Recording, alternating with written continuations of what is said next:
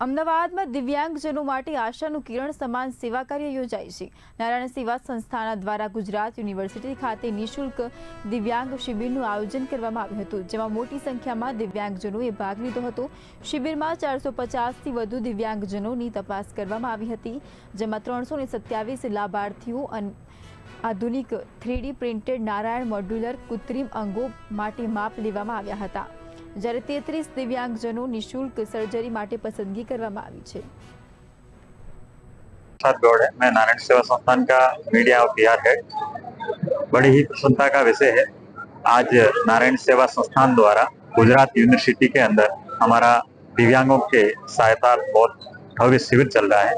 इस शिविर के अंदर नारायण सेवा संस्थान के माध्यम से जो दुर्घटना के अंदर अपने हाथ और पांव खो चुके हैं, उन दिव्यांगों के लिए 3D प्रिंटेड आर्टिफिशियल लिम्ब के लिए मेजरमेंट किया जा रहा है। अभी तक करीब 250 दिव्यांग शिविर में आ चुके हैं और करीब 50 से 60 ऐसे दिव्यांग भी आए हैं जिनकी शल्य चिकित्सा की जाएगी। उनका मेजरमेंट, उनका चयन किया गया है। जो हमारा उदयपुर हॉस्पिटल है, उस हॉस्पिटल में ले जाकर इनका ऑपरेशन किया जाएगा। और जितने भी दिव्यांगजन आए हैं उन सब के लिए सुबह की चाय, नाश्ता और दिन भर के भोजन की। आणंद जिल्लो पेटलाद तालुका विरल गाम में रहूं छुं।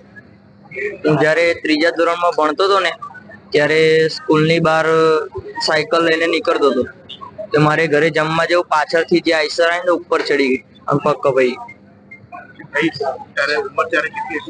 ત્યારે ત્રીજા ધોરણમાં ભણતો હતો, 8-9 વર્ષ